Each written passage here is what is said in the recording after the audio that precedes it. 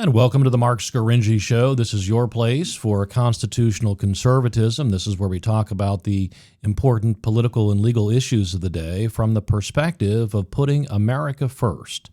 And today we have a special guest. We have Karl Rominger, and he is the former legal advisor to the Bob Durgan radio show on WHP 580 and the former host of his own show, The Weekend Appointment with Karl Rominger, that ran for many years in the greater Harrisburg area.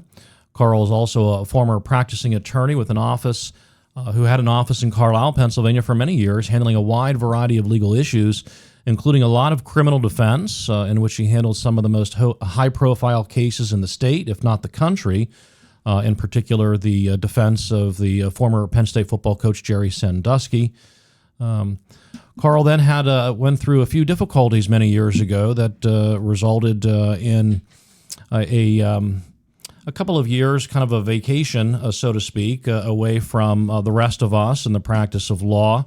And since then, he has gotten out, turned his life around, and is once again an active, hardworking member of our community, probably paying more than his fair share of taxes. We'll get into that, and working hard and dutifully on his restitution. And has done a great job putting his life back together. And he has been, in more recent years, talking more about politics than the law. And he's got a Facebook page. He's got a lot of followers, and he's very politically engaged. And he gives his Facebook friends and followers the benefit of his own views on the important political issues of the day. So we thought we'd have him on the show. He typically has some very useful and insightful comments to make about the prevailing issues that are confronting the people of Pennsylvania and the American people today. So welcome, Karl Rominger. Well, thank you, Mark. Honored to be here. I've known you for a long time in a lot of different capacities, and it's great to catch up. And yeah, I do spend a lot of time thinking about politics these days. I have a son who's going to be 17 this fall. I think I've heard people say when if you don't have children, you don't really have a stake in the game, and I don't really think that's true. But I do think having a child certainly sharpens how you think about the future. Yeah, it certainly does. And, let's start by revealing one thing that perhaps many listeners do not know about you, perhaps based upon your more recent statements about the Trump administration, that you are a lifelong registered Republican. I am. Absolutely. And you haven't always voted that way in presidential elections, and we'll get into that throughout the course of the show. But I wanted to kind of have you take us back to your early days when you were formulating your thoughts and ideas about politics, becoming a Republican. So take us back, and where were you born and raised? I was born in Buffalo General Hospital in Western New York. Raised in rural Western New York, between Erie and Buffalo, Brockton, New York, near Dunkirk, Fredonia. More cows than people in those days. Still more grapes. So, do you consider that upstate New York? I don't know what we called it Western New York when I was growing up. We would drive to the Mill Creek Mall in Erie, Pennsylvania, to go shopping. So 40 miles one way. So was Erie the big city that you would go to, or Buffalo? Either one. I had family in Buffalo, but Erie was slightly closer, and the mall was right off the exit. And probably anybody who's in their 50s plus or minus bracket remembers that the mall was the center of the universe in those days. The mall was it in the 80s, sure. Now, so Western New York State, somewhat similar to Western Pennsylvania? A little bit.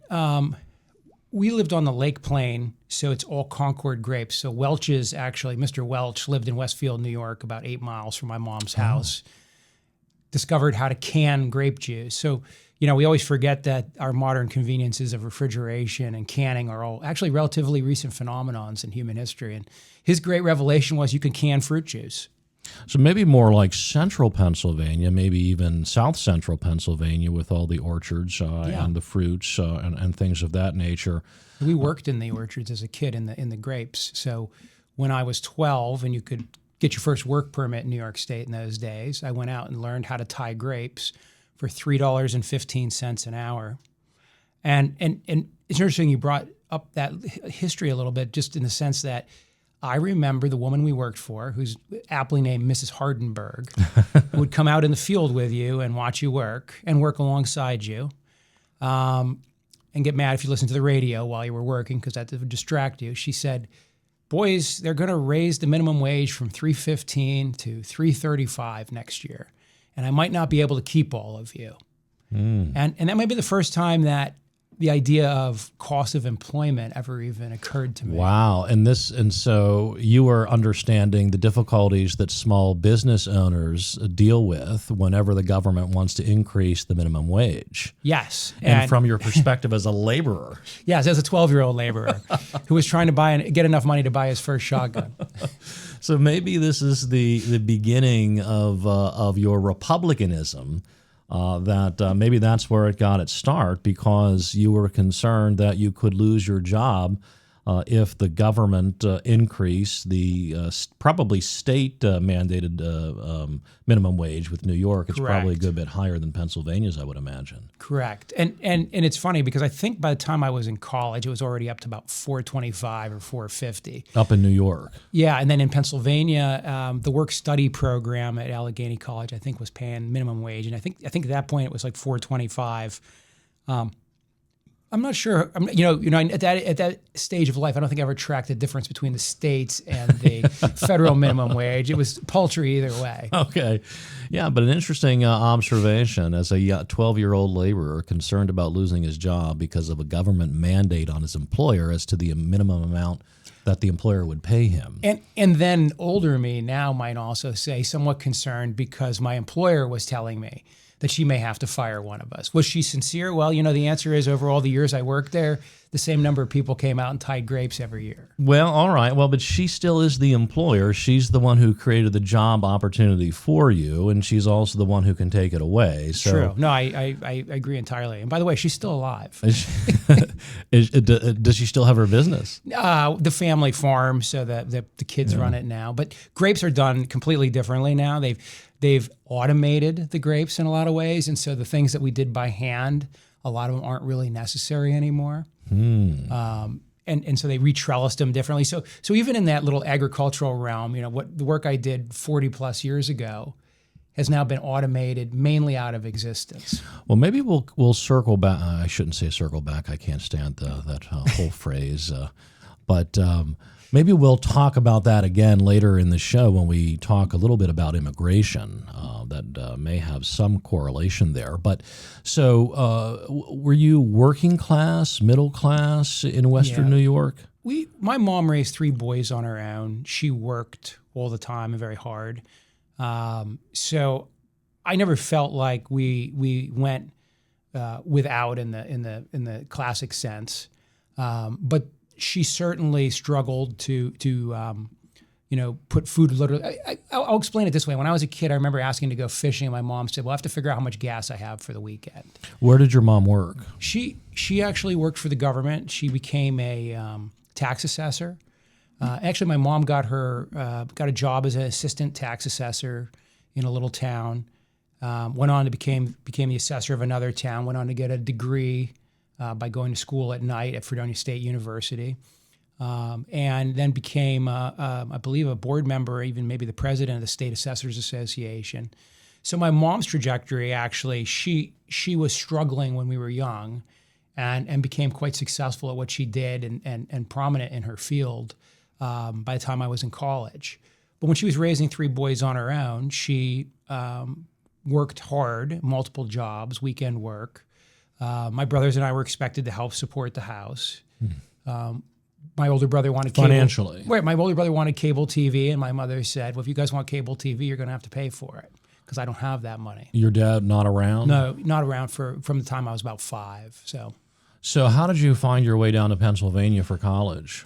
I was lucky in the sense that I was given multiple opportunities to choose different places for college. I had a congressional appointment from Amo Houghton for West Point, where I was accepted. I had Congressman Houghton. Houghton, yeah, of the Corning Glass family. I was an Eagle Scout at 16. I happened to only get one question wrong on the ACT, which is kind of an alternative to the SAT. As a result, sometime after my 11th grade year when I took that, I had a grape cart. So we had these trays for the grapes. I came home from summer camp, and my mom's like, "You got some mail." So I ended up choosing Allegheny College because they let me run cross country there. Okay. Although I was a soccer player and I was a walk-on. So it's a long story, except to say that at that time, a 9-year commitment to West Point, or I also had a ROTC at Terre Haute, seemed like excessive amount of time to a young lad, who's only like half your life. Knowing what I know now, you're like, oh, that's no big deal. But Allegheny College offered the opportunity, and I went down there and I ran, and I had a great time. I learned a lot from the competition in the cross country. I was never front of the pack. I was a backpacker, mid-packer at my best. I still run now. I ran yesterday. And Allegheny College was a true liberal arts college. And so I can say I had a great awakening there where I learned so many things that I didn't know. Like, for instance, they had 3 kinds of fruit juice in the dining hall and milk. I felt like it was like miraculous. Like, I never saw a dining hall like where all you can eat every day. What years were you at Allegheny College? I was there from 91 to 95. 91 to 95. Okay. And so I was in college from 89 to 93. So I guess I'm a little bit older than you. A little bit, yeah. And now, so Allegheny College, was it a classical liberal arts education in the old-fashioned sense of that phrase? We had to take, there were introductions to the humanities. You had to have, so even I was originally a physics major, and then I became a poli-sci major. I have a minor in biology. I was a teaching assistant at the bio, which at the time I didn't realize why that was controversial, but apparently I was taking up one of the major spots by being a TA. But so I got my hands into the sciences, art, theater, literature, and I remember it being very informative in a lot of ways. So like where I grew up, they had solved the Vietnam War. We just needed to nuke them. Right? So, because remember, that was still a hot topic in those days. And of course, the wall was falling at the same time. It had just fallen. The Berlin Wall. Wall. But people would still talk about Vietnam, and they'd be like, we tied our own hands, and if we'd have just dropped the nuclear bombs on Hanoi, we'd have won. And I grew up in that rural environment where that seemed like it made sense. And then I go to college and learn, wow, there's a big world with a lot of implications for any of these things. And so I found that the liberal arts education really opened me up to the idea of there's more than just these like tropes that we talk about. Didn't make me into a wacky liberal. They didn't, turn me into some kind of wackadoodle with humanities, the way I see it. But what they did was open up my eyes that the world's a complicated beast, and simple solutions are usually not the right solution. Well, a fellow Generation X guy, I am as well. Growing up in the 80s, actually, I was born in 1970 during kind of the height of the Vietnam War. Of course, I didn't realize it at the time. But in the 80s, it was still fresh in the memory of our parents. Many parents went through it and certainly lived through it. But in the 80s, there was a little bit of a kind of, I think, a revisionist history on Vietnam. And, we had Rambo First Blood, and we had Uncommon Valor, and we had all of these great films. And, of course, this was the era of Reagan, and America was strong. And there was some of that thought that we should have fought the war very differently, and America should have triumphed the way we did in World War II. Vietnam wrecked the country in the late 60s and early 70s when the American people were young college students were rioting and protesting against the draft, something that you and I in the 80s and 90s, that's such a foreign thought for us. And they had the benefit of the Pentagon Papers where, of course, we then learned that, well, maybe they weren't planning to win the whole time. And I was an 80s child, and it was considered patriotic to retroactively support the U.S. involvement in Vietnam.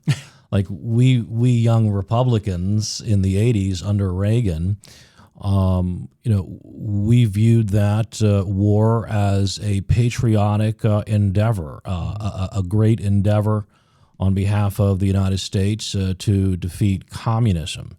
And if you were critiquing the U.S. involvement in that war, you were considered unpatriotic and un-American. Right. And there are some semblances of that today Correct. with the war in Iran, which we'll get into. Correct. And you making that connection is not surprising to me because I felt that way myself. And I think for people that are younger than us, the 30-year-olds, the 20-year-olds, they don't remember that arc. I was born after it, but born into it. So, I'm born in 1973. I remember the bicentennial, and I don't remember it like I was hanging out at it, but I remember it was still being talked about as I was a kid. We had bicentennial quarters and whatnot. Vietnam. I remember the yellow ribbons in Buffalo. I'd go visit my great aunt and my grandmother, my Aunt Betty, and they had the yellow ribbons. And I remember my mom explaining why the yellow ribbons were on. I think that was the rise of Ted Koppel in that era with the hostage watch. So, do you remember the Iranian, the American hostage crisis in Tehran? I do, and I remember it from the eyes again of a kid, and it being explained to you, and then back then we only had 3 stations. Yes, ABC, CBS, NBC, and then you could go to UHF and watch Channel 29 out of Buffalo. We had PBS too. Yeah, and PBS. I forgot because Doctor Who was on PBS. One of my favorite shows. Yeah, I'm debating the war in Iran, and you are debating the war in Iran all of the time on Facebook and social media. It's the #1 news issue of the day, and of course, I'm strongly opposed to the president's decision to attack Iran. And people respond that I'm un-American, I'm unpatriotic, I want America to lose, all of which are, of course, false. And they'll talk about, well, Iran's been at war with us for 47 years, and what about vengeance? Well, they don't say vengeance, but they want vengeance for the hostage crisis. And I remember the hostage crisis pretty distinctly. I think I was 9 years old, and I remember having assemblies at Sloan Elementary School in support of the hostages, and we would wear the yellow ribbons, and we would have these assemblies, and our principal would come out and talk, and they were all like rallies for America and for the release of the hostages. So it was a big deal. It was a big deal. Also, the bombing in Beirut of the Marine barracks. You go up to like 1982, 1983, yes, under Reagan. But what I do know, Mark, and is interesting is because one of the things that I like to do is I get interested in a subject is start to maybe try to learn a little bit more about it, do my own research, as the guys like to say.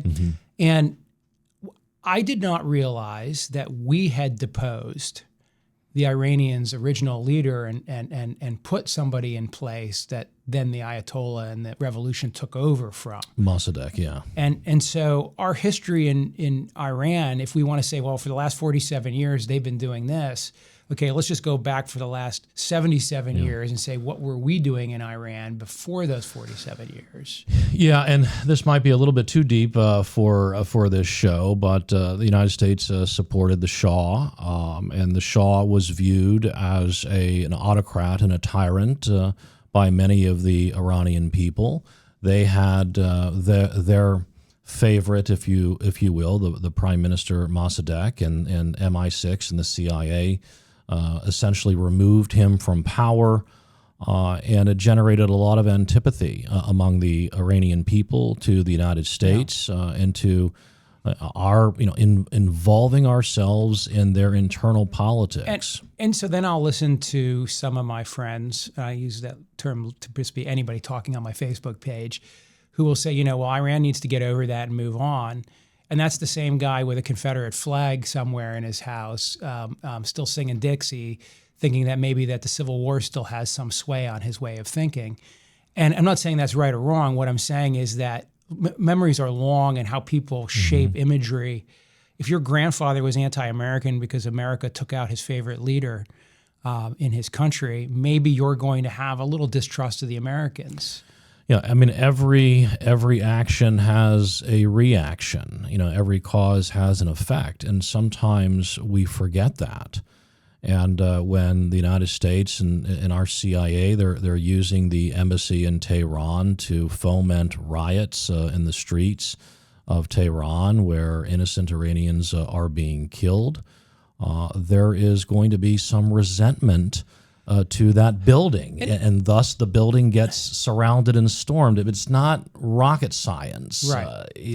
So and however we ended up here, I still was very surprised by the fact that we attacked the way we did, and part of the reason is, again, since we were talking about my youth a minute ago, when I was in the 8th grade, I had a social studies teacher, Marshall Seddon was his name, and he would do these great little history pieces, taught us about the phalanx and ancient Rome and military, a little bit of, he was a military science guy, very interested in military science, and stuck with a classroom full of 8th graders.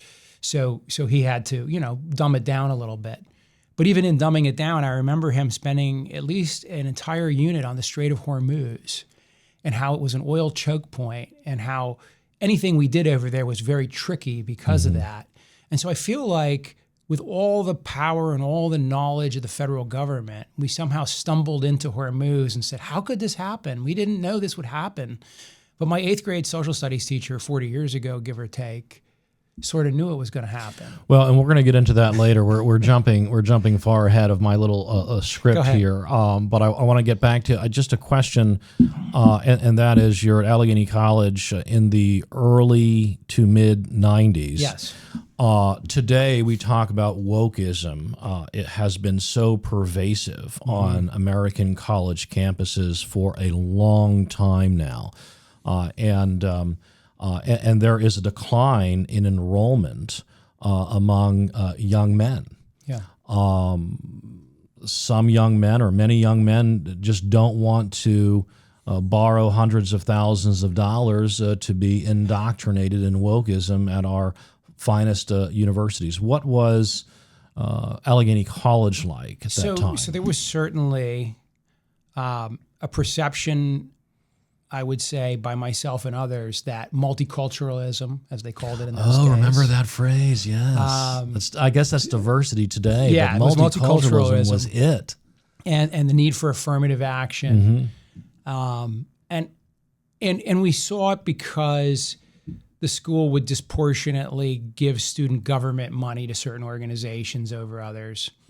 I was actually involved in a movement to rebalance our student government funds. I was on the student senate, and we successfully amended the student constitution to cap what any one group could get. What was the administration trying? They were trying to. Well, we had a student government funds, and certain groups would get large amounts of funds, other groups would not, and it was basically how multicultural is your event. I see. Okay. And so the then president and myself, the student government, worked out a formula that we called an equalization. It basically forced your event cap or your group's funding cap to be equal with, imagine that equality, equal with everybody else's.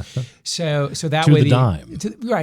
With a formula based on number of people participating, any revenue generated was an offset. So if you had a revenue generating event, but the idea was that the student government funds, if there were 160 student organizations, 4 of them should not get 78% of the funds.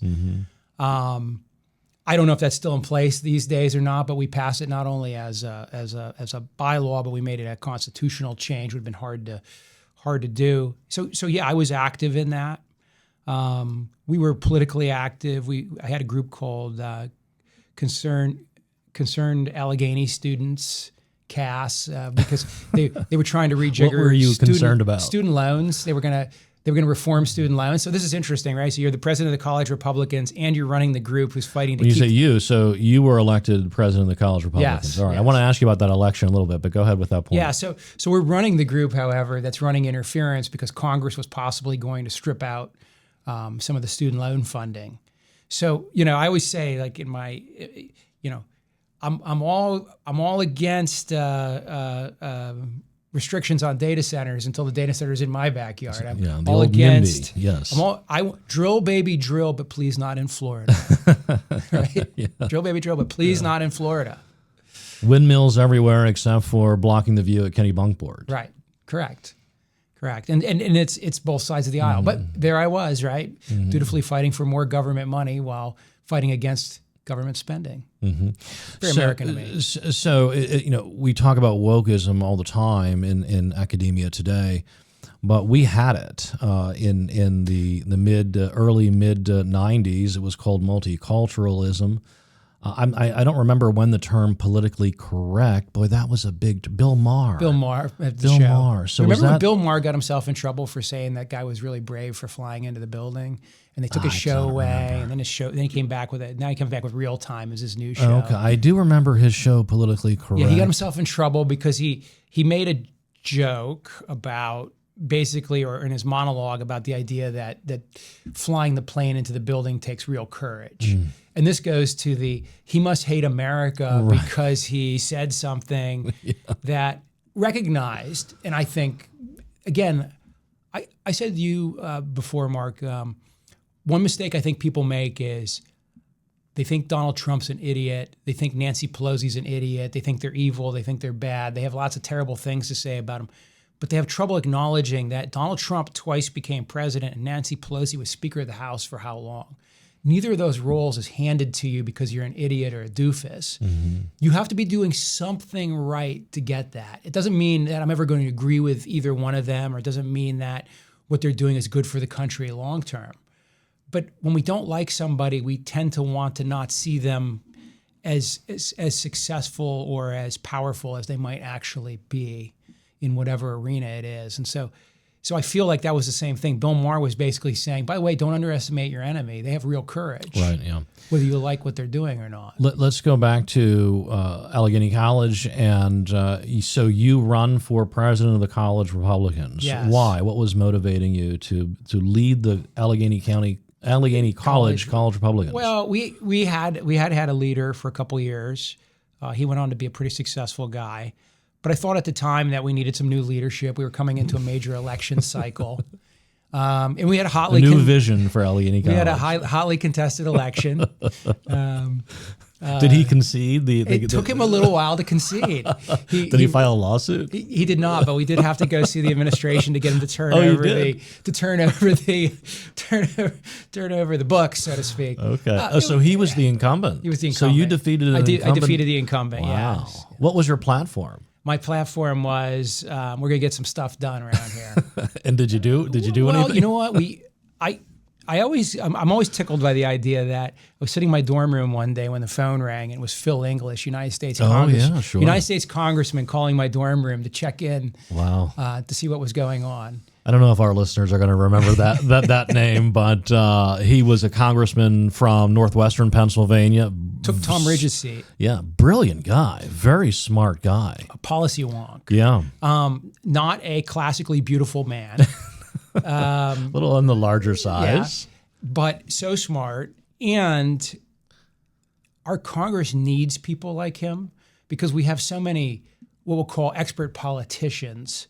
We don't always have all the expert policy people we need running things. And so a guy like Phil is essential because he can go up there, sit on 7 committees, read all the briefings, and inform the other people as to why they should be thinking the way they should be thinking. Not meaning that one guy should tell everybody what to do, but it's like any other organization. You need a couple nerds. Yeah. Or if you're in a social organization, you need one guy with OCD who's going to clean the clubhouse every day. Well, you need one guy in Congress. We need, out of 435, we probably need 100 of them who actually read the policy briefings to tell the other ones, hey, wait, this is what's really going on. So you win as president of the Allegheny College Republicans, and you move that party in the right direction. So you're pretty involved in politics. And did you do some work for a young congressman, Tom Ridge? I did. I actually got a job in his congressional office writing what they call buck letters. So that's when somebody writes a letter, dear Congressman, the VA has denied me benefits, or they won't answer my benefits question. And I would put the floppy disk in the computer. I would find the letter to the VA's administration. I would fill in the constituent's name and do all the constituent service work. Okay. Print out the letter, copy it to the person, we call those buck letters. Buck letters. I remember one time somebody called in, the kid's grandma had died. He was on an aircraft carrier near Panama at the time, remember the aircraft carrier off Panama. And they wouldn't let him fly home because it wasn't really his mother, it was his grandmother. But his mom had died when he was a little kid, and so he saw his grandmother as his mother. The Navy's like, yeah, so sorry, too bad. So then we escalate it. Congressman Ridge gets on the phone, calls the Navy. Next thing you know, guy's being picked up off the aircraft carrier and flown back to Meadville for the funeral. And that was the kind of constituent service we did. And then I volunteered for the congressional campaign, mainly because I was the only sort of college student who would regularly get up at 5 a.m. and go down to the market house to collect signatures. So that was 92 probably for his congressional reelection, because by 94 he was running for governor. Right, I was collecting signatures for governor. Okay, because we were flipping parties. So when Ridge, that district up there had a lot of Democrats in it. Ridge carried a Democratic district by 800 votes his first time. And even by 94, it's still a heavily Democratic constituency between Erie and Meadville. Yeah. These guys will later become MAGA, but at the moment, they were dyed-in-the-wool Union Democrats. Reagan Democrats, maybe we'll call them. Yeah. But to get them to vote in the primary for Ridge in the governorship, we needed them to switch registrations.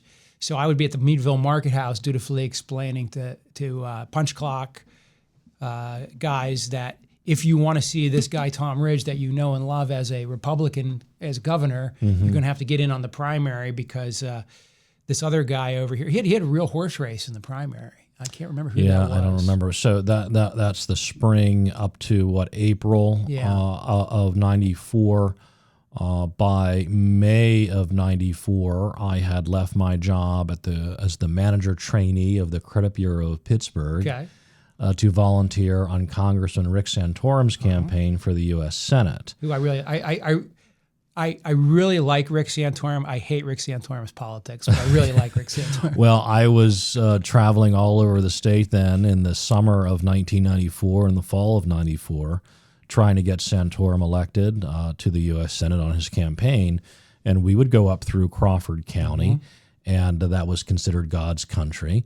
And whenever we went up there, or whenever the congressman went up there, we were told to talk about guns, guns, and guns. And the Second Amendment, of course, was very important. So a lot of cultural conservative Democrats in those old industrial towns that had suffered greatly over the past several decades, but fertile territory for new Republicans. I went to a guy's house out in Cockerton, Pennsylvania one time on a social visit. My buddy and I knew him.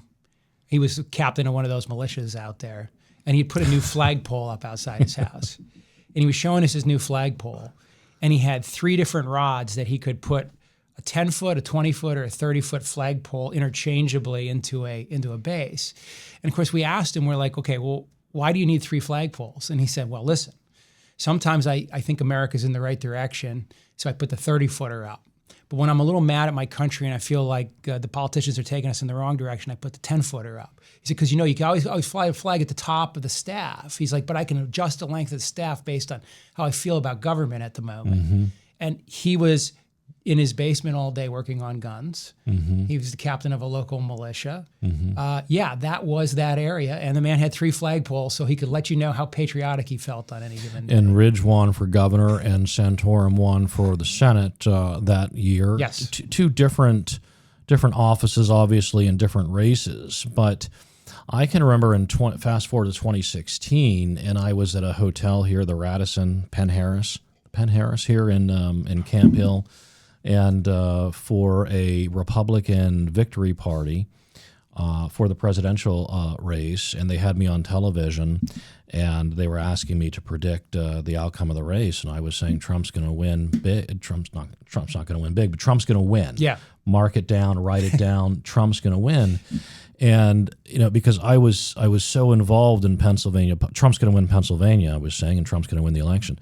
So involved in Pennsylvania politics early on in my career, and I saw that developing. Those Reagan Democrats, blue-collar workers from declining industrial towns who were socially conservative, They had been Democrats for generations because their parents and grandparents were kind of FDR New Deal Democrats. Yeah. But so ripe for the kind of message that Donald Trump delivered in 2016. Mm-hmm. And I can remember when Trump went to Pittsburgh, and of course, all of the mills had been shut down for 20, 30 years. Right. And my friends and I who grew up in Pittsburgh, most of us left in the 90s because there was no opportunity there. It was such a declining area. And Trump went there and said at a big rally, I'm going to reopen the steel mills. And the place went crazy. People were just going nuts thinking, this is it. This is it. It's someone who gets us and gets what we need, what I think they need, and what they thought they, they needed. You may have a different perspective on that, but that goes all the way back to 1994 and Santorum's kind of run almost against the establishment. He was an anti-establishment candidate. He absolutely was an anti-establishment in 1994. I remember that Santorum told me in a conversation he and I had. And I didn't talk to him all the time or anything like that, but I talked to him, believe it or not, at my law school graduation. Afterwards, he was the speaker. I think he's a alum at Dickinson. I think. Yeah, Dickinson Law School. And he was in the park area around the college, and we were chit chatting a little bit. And he was saying to me that, and I heard the same thing from Mike Vion. Almost longtime Democratic member of the State House in Pennsylvania. From southwestern Pennsylvania. I heard the same sentiment from him right from the horse's mouth as well, that I just vote my conscience. And if my constituents don't like the way I'm voting, they'll just vote me out. And both of those guys held true to that. Both of them eventually lost office based on voting their conscience. And I disagree terribly with Rick Santorum's. I can't emphasize that enough. I completely disagree with his conclusion on a whole bunch of things. But he truly believes them. He voted his conscience. And then at some point when he no longer fit the narrative of what Pennsylvania wanted as a candidate, unlike Orlin Specter, who used to check the wind and change his party registration, his view on policies, Rick just continued to double down on what he believed, and he got ousted. Well, Santorum was a principled politician. And by the way, principle is always interesting, right? Because one person's principles maybe not my... So somebody who sticks to their beliefs doesn't mean that their beliefs have to match mine, right? Of course. But we say that, but a lot of times anymore the discourse is, if this guy believes this, he must be evil, he must be bad, he must be... and the example I'll use, which some people will want to disagree with me on, but is as a conservative. There is no set answer on abortion as a conservative. As a conservative, you have to answer a primary question first. When does life begin? So if you're a principled conservative and you decide that life begins at conception, then the state has an interest in protecting that life, and you can dally into other people's lives. As a conservative, if you determine that it's during the quickening or the 9-month period or the 3 months or whatever magic moment you've concluded in good faith, then the state has no interest before that, and the woman has full autonomy over her body.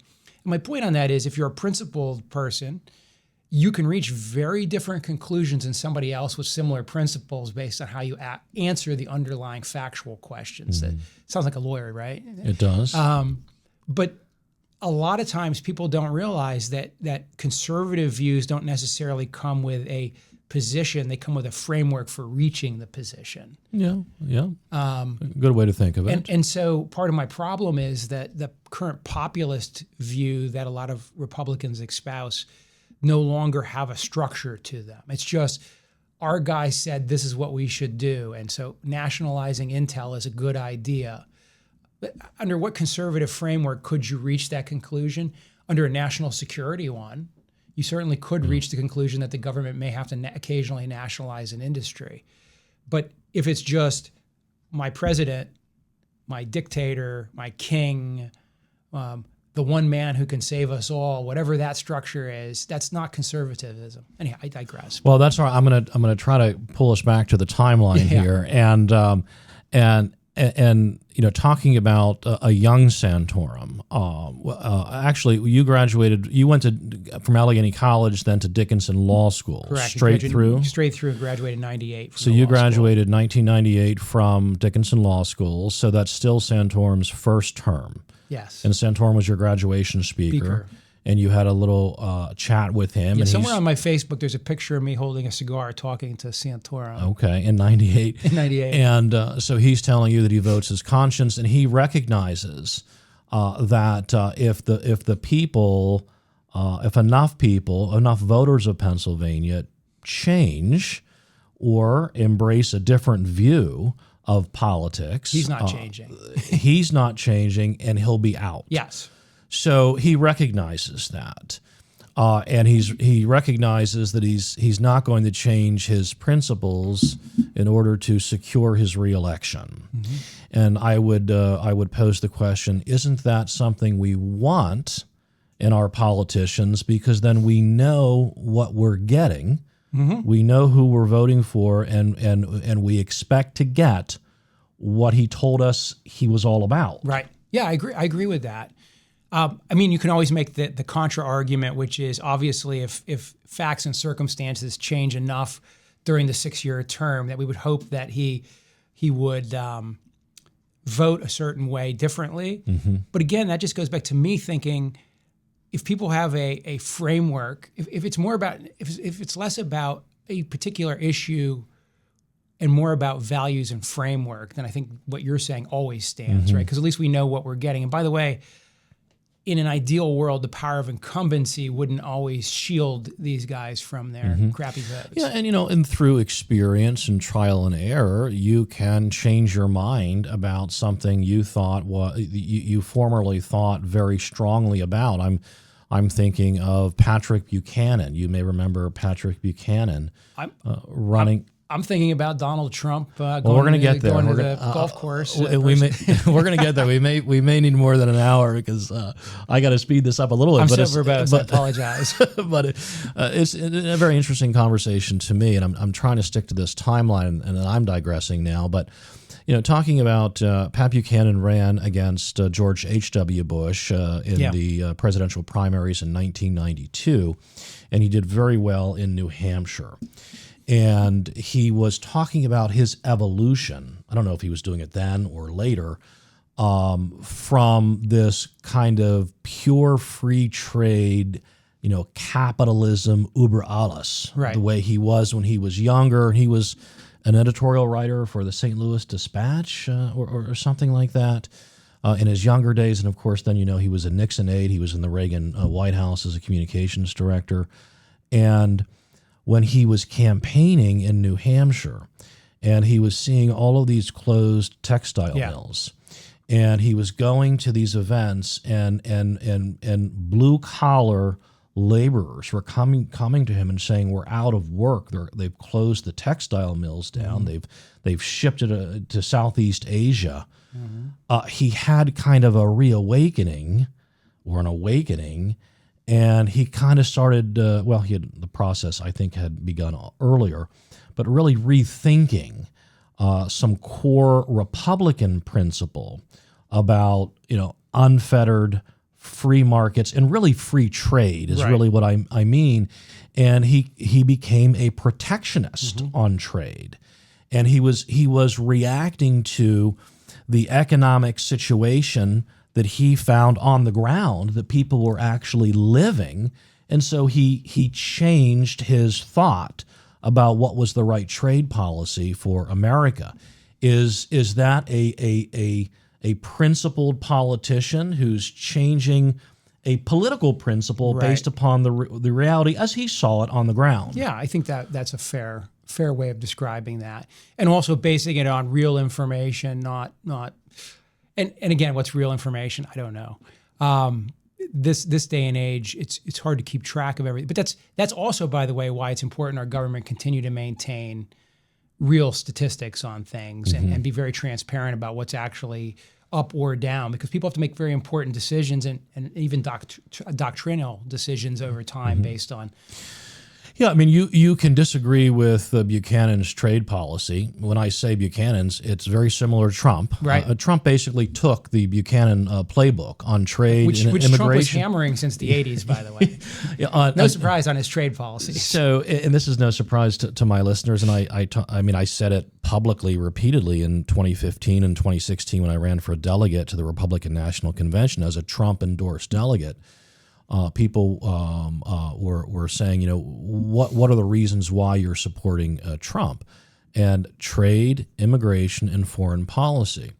And Trump's positions on those three issues are almost replicas of Buchanan's positions on those three issues, stretching back to 1992, when I was a fan of his and supporting his challenge against the perceived Republican rhino establishment led by George Herbert Walker Bush. But I want to stick to our timeline now. Yeah, so you're working for Ridge and I'm working for Santorum in '94, and I will tell you, although we're both Republicans trying to win office, the governor's mansion and the U.S. Senate seat, there were disagreements between the two campaigns. There were different perceptions, and we believed we were the principled movement issues, real conservatives. Yeah, and Tom Ridge always has had that, look, I'm going to call it a problem. So he grows up in, politically I'm saying, in Erie, Pennsylvania, and becomes a congressman in Erie, Pennsylvania. He wins his first election by 800 votes. It's a Democratic district, essentially. So one of the very first things he does is buck Reagan on some major vote. They punish him, so he gets his only two committee assignments for most of his time, they were like banking and postal. Your committee assignment in Congress is really important because it gives you a lot of power or very little. But most people get like a plum committee and a not-so-plum committee. Some people get a couple plum committees. Ridge got two like backwater committees because he bucked Reagan, and Reagan's people said, punish him. So he was never going to fit the mold of what I would call, and in fact, one of my favorite aspects of Ridge was he was the pro-choice Republican. Yeah. And I have a little trope that in Pennsylvania, the Democrat needs to be pro-life and the Republican needs to be pro-choice. And that way they can assure their election by straddling this very important issue in the state. Until Santorum comes around. Right, and starts to move the dial. And so, Ridge never fit the mold of a doctrinal Santorum movement of that era, nor would he now. And then, of course, he became the head of Homeland Security, the first head of Homeland Security, a position which now is used to run ICE, I believe. Yeah, and we'll get into that. But I just wanted to make that point because this is like we're going back into ancient history here, and I'm remembering we always view we early Santorum advocates or supporters viewed Ridge as a pragmatic politician. And subject to compromise. Yeah. And we were like the holy warriors who were going to take over the country and make it better in our image. To a Catholic theocracy. I know what you guys were up to. But we went down to Washington. We won and went to this. I worked in the Senate in 1995 during the Republican Revolution. Yeah. When Newt Gingrich had become Speaker of the House. Everybody signed the contract they contract promptly with violated. America contract. Well, we fought hard. Santorum fought hard for the balanced budget amendment. I mean, and I remember the Spectre's staffers looked at us like we were like these cavemen from Western Pennsylvania. Beyond a doubt. Monsters coming down with a wrecking ball and wrecking this beautiful establishment that had been there forever. And it has its own machinery about the way things get done. And we were these wide-eyed, wild-eyed conservative revolutionaries. And we just kept going up against the wall over and over again.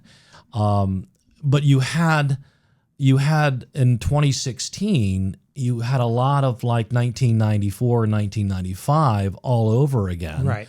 With a national leader in Donald Trump. So behind every overnight success is like 10 or 20 years of hard work, right? Okay. So maybe Trump capitalized on a movement that had been a long time in the making. I think that would be one way to think about it.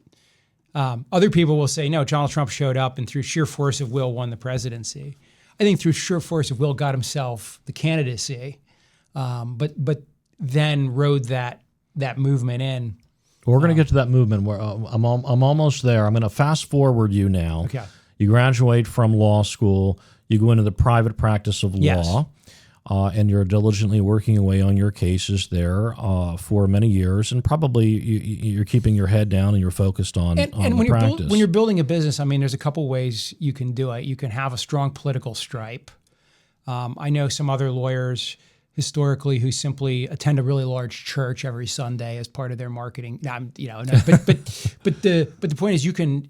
But if you start putting up Go Reagan sign or a Go Mondale sign, or in this era, Trump versus Kamala sign in a law office, you're sort of selling some potential clients you want them, and some other potential clients you might Possibly, not want them.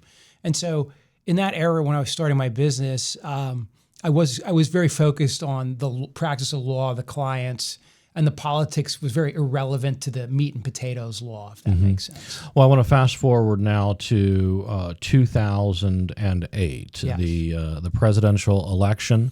We have a young United States Senator, Barack Obama from Illinois, running for president of the United States against an older U.S. Senator from Arizona, John McCain, and his running mate, Sarah Palin. So what are you thinking now in 2008? So in this era, I'm on the Bob Durgan show. Okay. The legal advisor to the Bob Durgan The Bob show. Durgan show. Okay. I'm also doing Weekend Appointment, the weekend show. All right, you on got your radio WHP show. 580.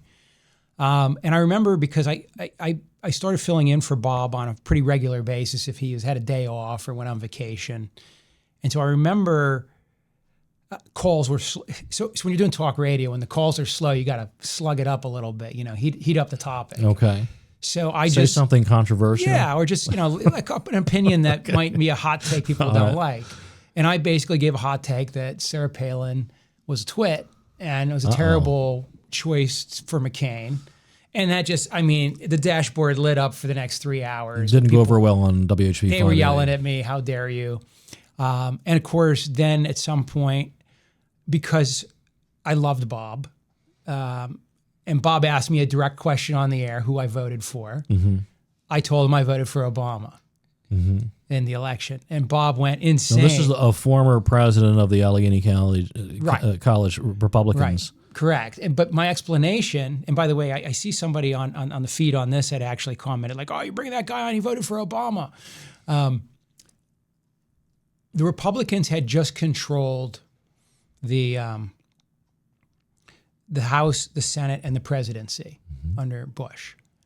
They spent like drunken sailors. TARP, name your tune. But the Republicans were spending more money than ever before. And by the way, currently spending more money once they control everything than ever before. Will Republicans discover fiscal sensibility? Sure, once a Democrat takes over, absolutely, they'll be against spending.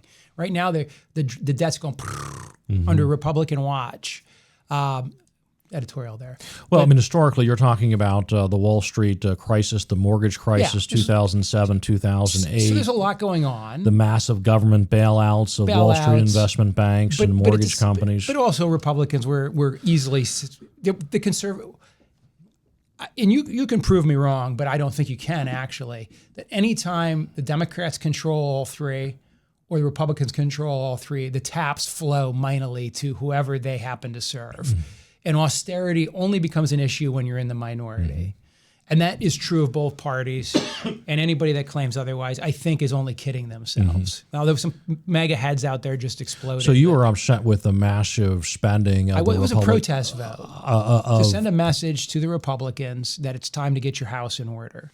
And now George W. Bush is president here. This is the end of his administration. Yes. He had control of Congress for a period of time. I can't remember how many of the 8 years the Republicans controlled Congress during that period. For Obama the first time, against Obama the second time, because it was a true protest vote. So your vote for Obama in 2008 was a protest against massive Republican spending, uncontrolled spending. We had the war in Iraq that was still going on up as well. And you weren't a big fan of Sarah Palin. And so now we're going to move up to 2012 now. And we have Barack Obama's re-election campaign. Now he's going against Mitt Romney, the Republican nominee. Where are you now at this point? I believe I voted for Romney. I mean, I know I didn't vote for Obama. I'm pretty sure I cast my vote for Romney. I was having probably what we'll call the worst period of my life at that moment. That's when I was heavy into my gambling addiction. And so my eye on politics, my practice, my family, my obligations, pretty much everything besides gambling was skewed. If you'd asked me then, I probably would deny it and have known enough about what was going on to sound like I actually was paying attention. But I was very tuned out. But what I do know is that when Romney seized the nomination, I had a friend that was very wealthy, who knows a lot of very wealthy people, and said to me, "How is it that you guys," meaning she was a Democrat, meaning Republicans, "how is it that you guys can always pick somebody who's really rich and claim that he's just like you or he gets you?" And I always think about that in the context of Trump these days as well. But what she was getting at was, and her specific example was, he owns dressage horses. It costs more to maintain a dressage horse than most people spend on their family of four to maintain them in a year. People with that level of wealth, their concerns, the way they see the world, will never be the way we see the world. And it shows even right now when you have, if you buy the concept that Trump really cares about the average man, he still can't see how $1 billion ballroom or an Arc de Triomphe while gas prices are high and things. Is it because he's that aloof, or is it literally just because as a billionaire, he can't see the difference between somebody paying $4 at the pump and him pumping $400 million into a ballroom? Just is a bad optic. And I think that's because he's a billionaire and he's disconnected. And I feel like Romney was, again, one of these choices where, why are we putting this guy up? He's not really, I think the only thing that Romney was the guy who put Massachusetts into socialized medicine. So again, I'm just and now he's the standard bearer for the Republican Party that's supposed to oppose that. Correct. And at the same time got a $400 million retirement in his IRA, not including what he probably already owned and had otherwise. And we had just gone through this, the Tea Party movement, 2008, 2009, 2010 was kind of the height of the Tea Party movement. So I used to go to 912s and talk about gun law, go to a lot of gun. No, those were Glenn Beck. Yeah, Glenn Beck started the 912 912s, okay. Very, very, we'll say some of the material, if you went and sat through a whole 912, as I sometimes did, could border on or be considered xenophobic, racist, otherwise horrible. Not all of it, but some of it. But I would do a gun, self-defense on guns, because all those guys were steeped in gun culture. A lot of nice people there, but some of the topics I always found were a little out there. But those 912s, the Tea Party guys, if you talk to them, they were true conservatives in the sense of low spending, no spending, small government, scared to death about masked men in the streets, scared to death that Obama was going to take a federal police force and have them in the streets shooting civilians, wrestling civilians, entering homes with administrative warrants and just running amok. And I look back and I want to find those guys and I want to strangle them now because they're all running around with their MAGA hats Rhetorically, of course. Rhetorically, great. Cheering MAGA guys cheering on ICE. Excited when Peretti got shot. Excited when that good woman got shot because she deserved it because she's a liberal woman in a minivan. How dare she talk dirty to an ICE agent like that? These are the same guys who were so scared of that. If I ever get another letter from the NRA again, urging me to give money lest masked federal bootjacked agents come to my house, I'm going to say, guys, you limped through the Trump era in support of that. What are you talking about? Well, a 912er may say that we support the federal government enforcing immigration law, and that includes detaining and removing illegal aliens from the country. With masked officers in the street, with administrative warrants. And half of me says, I would love for the next Democratic president to simply take ICE and turn them into, we're just going to go into houses and look for unregistered guns. Who could be against that? If you're not breaking the law, Mark, you've got nothing to hide. Just let the government guy come in and check quick. Well, on the mask issue, this hypothetical 912er might say the ICE agents have to wear masks for their own personal safety. If they're not doing anything wrong, they're not in any danger. Well, reasonable minds may disagree on that. But what I was getting at with regard to this Tea Party movement, this anti-government movement, anti-massive government spending, and really bailing out of Wall Street investment banks, right? Government subsidizing high-risk mortgage loans, the moral hazard of that, the Cash for Clunkers program, these asinine, gimmicky federal government programs designed to try to bail out the American economy from policies of the federal government itself. So I will say they learned from that. So when COVID happened and there were bailouts through there, you remember they started giving money away through unemployment benefit. They started giving money away through PPPS and all this. And people were saying like, oh, they're giving it out and there's fraud. And it's like, they didn't care. This is the real, I think this is the real story, Mark. They learned the last time when they gave the money to the guys at top, it never trickled down. They just held on to it. But Americans have a weird ethos. We don't think anybody should ever get anything for free, no matter what, unless, we can give some special case, but it's moral in America to work. So the idea that you would take all your vacation, you're a bad employee. The idea that you don't have a job, you just live off your trust fund, well, you're soft. You're not really a true hardworking American. That's an ideal, and it's okay.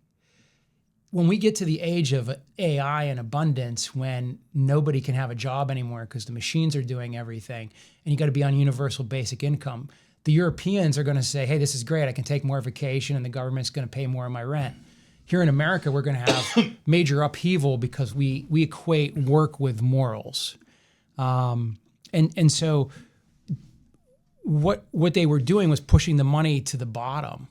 And they learned that when you hand money out to people, people did rational things with the money. Oh, sure, you can find like one woman who got a hairdo and somebody else who did their nails. But most business people invested it in some capitalization. People paid down debt, put in their savings accounts. And then the banks ended up with the money anyhow because most of it got held on to. About 40% of it was saved.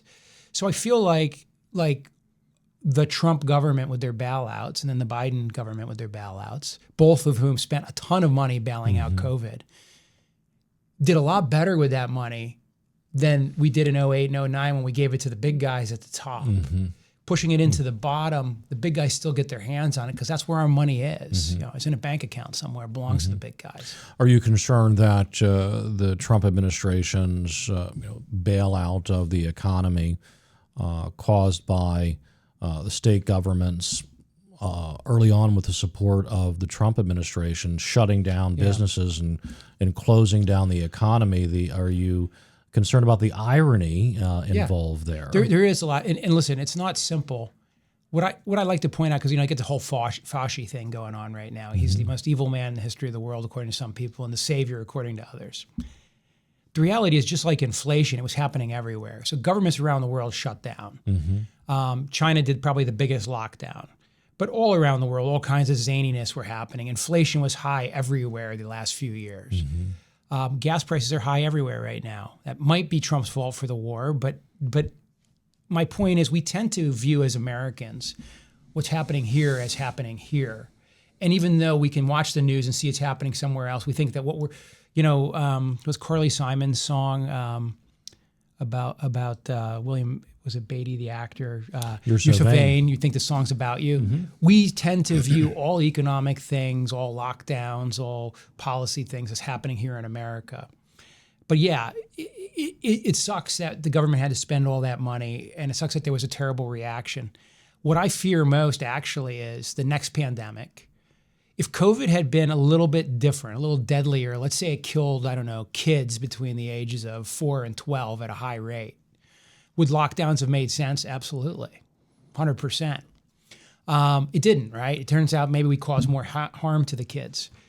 But I feel like medical experts, however they handle that, hurt their credibility, because when we get a next pandemic, and we will, because that's simply the science, will we move fast enough to quelch it, or will we move too slowly for fear of repeating the mistakes of COVID? Hopefully we get time to calibrate that. I'm really excited about the mRNA vaccines that are coming out now for flu and other technologies. So we're going to see that. So we're now at the point where we can literally whip up a vaccine in no time flat. Where were you during the COVID shutdowns? I was in prison. And what prison were you in? I was in the Laurel Highlands prison. And for our listeners, there's a whole part of Karl's biography that we have skipped over because it would take its own 1 or 2 hour session to go through that. Maybe we will in a future podcast. But the COVID shutdowns, 2020, February, March, they really kick in. You are where? I'm at Laurel Highlands. I'm at Pine Grove in Indiana, Pennsylvania. It's a prison with about 1,000 inmates in it, 500 staff, because that's the ratio. Go figure. And I'm observing this because I'm a regular subscriber to the Wall Street Journal, so I'm getting my Wall Street Journals every day. Oh, very good. I've got CNN to watch. We didn't have Fox News for some reason. What's your initial reaction when Governor Wolf in Pennsylvania shuts down the state, closes every business, with the exception of some candy stores, some liquor stores, so we things don't like see, that? It makes no difference to us on the inside, except that the prison solution is to lock us down. But as a policy guy. No. But I was going to say, so viscerally, I'm not feeling it. Okay. And in fact, I jokingly told one of the guards that he should pull his car up to the fence and I would throw rolls of toilet paper over to him, because we're learning that on the outside, toilet paper is scarce. But in the meantime, we have an endless supply of toilet paper on the inside. It seems, but yeah, I know it because my brother who has a business on the outside is apoplectically mad about shutting down the economy. Then he finds out his business is exempt, and at some point, because I think they sort of, and this was probably, Mark, one of the things that characterized this entire era, too many vacillations, right? Everything needs to be shut down today. Okay, but we're going to open this back up, then we're going to shut this back down, we're going to open this back up. You should wear a cloth mask. No, those don't matter. You need an N95 mask. No, you don't need masks at all. Now you need... Science was all over the place. The science is all over the place. Public policy, well, the government science was all over the place. Public policy always lapses science, and where science changes. So like I hear RFK talk about the gold standard all the time, right?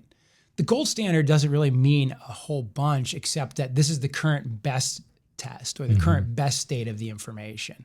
It doesn't mean it's not subject to change. And so, science, you've got science that flip-flops, you've got public policy flip-flopping faster than science, and then, by the way, you've got Trump talking to Bob Woodward like, yeah, this is really bad and it can kill a lot of people, but I'm not telling anybody that because I don't want them to panic. We have him on tape saying that.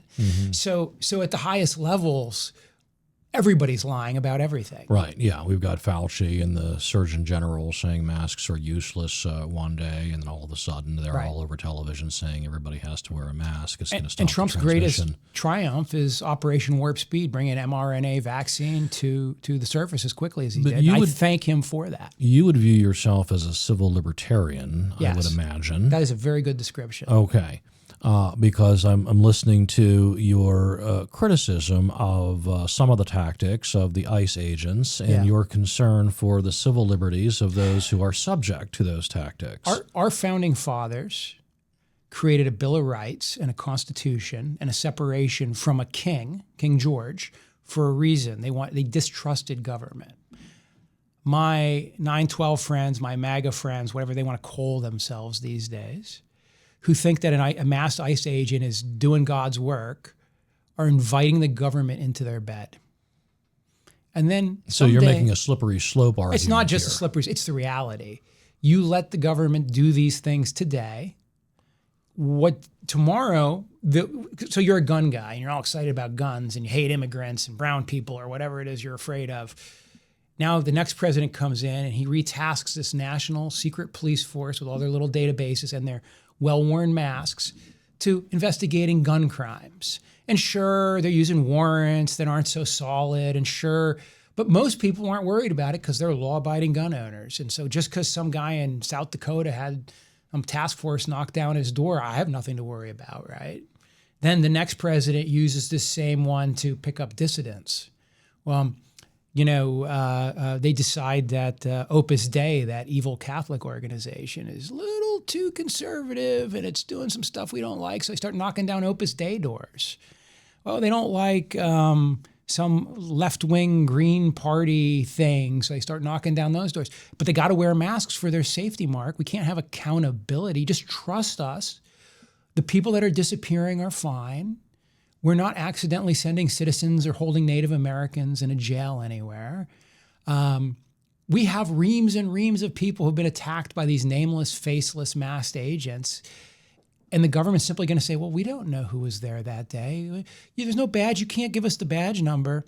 And for people that are listening, and Mark, you correct me if I'm wrong, courts will simply say the burden of proof's on you. So as a plaintiff, you always have the duty of going forward against the individual state actor who committed the atrocity against you. And he's got immunity, essentially. The state actor's got immunity. But to get around that immunity or qualified immunity in a 1983 action or in a federal action, you still have the burden of proving who it was, the individual.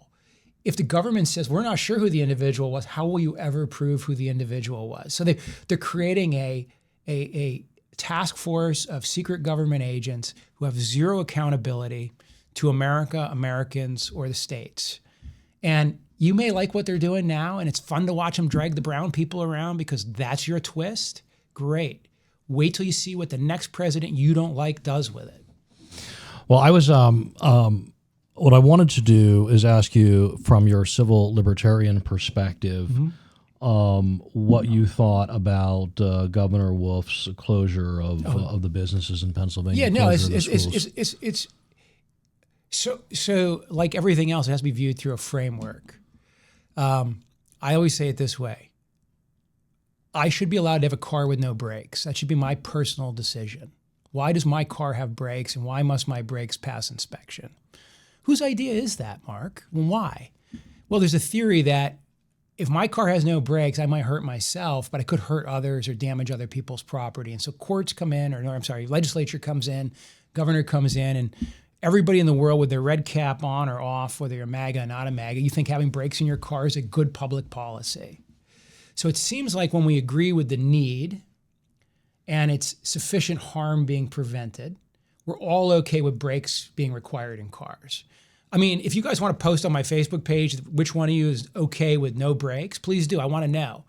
Explain to me So you're why. saying the closure of our businesses, the closure of our schools in Pennsylvania was the application of brakes to COVID? Well, that's the question. The question is, what was the harm to be remedied and was the harm real? And you and I know from law school that a lot of times government only has to have a rational basis. They don't even have to be right. That's our Constitution that we love and we live under. State on health, welfare, and safety, which are state powers. People who love the Constitution. Everybody used to be pro-state, and after Trump came into power, people started claiming that the federal government is really where the power should be, I think. Or maybe we're still states' rights. I'm states' rights, right? Health, welfare, safety, rational basis. So the governor can be wrong, but have a rational basis. Now, do I agree with it? I'd want to know, when I went to re-elect him or not elect him, what information did he have? How right was he in retrospect is important, but what was known at the time? And so, yeah, I'm not sure the balance was struck because I don't know what he knew and didn't know. I also don't know what the Trump administration was telling the governors. I mean, Trump himself told Woodward in that conversation in February or March about how deadly the disease was and could kill people. So if FEMA and Homeland Security and all those guys were telling the governor, this is really bad and the president's really worried about it and you guys need to do what you can, well, then maybe he acted rationally with what he had. And I think that's why, by the way, we saw such flip-flops all around the country on COVID lockdown provisions, is because people kept getting different guidance from not just the scientists, but from the federal government, CDC and the scientists there. So I'm not going to second guess what he did, but I'm going to suggest that anytime we shut down business when we shouldn't have, that's a bad thing. Mm-hmm. But then at what point do I make you get new brakes for your car? How many millimeters do you have to maintain on those pads, or that? How good does the rotor have to be? Those are regulations to pass inspection or not pass inspection that people that know more about cars than me decided. And everybody in MAGA land thinks that cars should have brakes. They might disagree on how thick the pads have to be, but they'll all agree there has to be some pad. We probably shouldn't approve a yearly inspection with a pad that's sure to fail shortly. So we have many states, and of course, led by Pennsylvania and New York and New Jersey, that almost completely shutting down the entire economic system that we use to produce food, to get us water, to survive, to live. And our federal government starts printing money and pumping it into the economy through these Payroll Protection Act loans, or I guess gifts. They were essentially grants. And I believe there's a financial crisis of brewing, and what they're doing is simply pumping the money down to the little guys, because they learned in 2008 and 2009 that when you give it to the Bank of America and those guys, the little people never see it. So, but again, in America, I can't simply say we're going to give everybody a $1,000 check, because people's minds explode that the government just gave an undeserving welfare mom extra money. Oh my gosh! Well, and she bought potato chips. And massive unemployment compensation was being delivered across Pennsylvania, across the country. And so then we have, with a closed, the government closes the economy, and the government borrows and prints money to put into the economy to keep the people alive. And then we have significant inflation. That's Joe Biden's fault. Well, it starts with Trump. No, it's Joe Biden's fault. It continues under Biden, because Biden continued the mass bailouts, so in quotes. I was mad at Biden today when I pumped gas. The President Trump does tend to forget that the massive payroll and unemployment compensation infusions of printed money into our economy in 2020 do you know caused a significant inflation. I'm going to make a statistic up, but it's going to sound true. 2/3 of all MAGA think that Biden was president in 2020. Yeah. And I say that facetiously, but when you get into the debates, they'll be like talking about all this stuff in 2020, and you're like, kids, that's when the election was. We swear the president in the next year.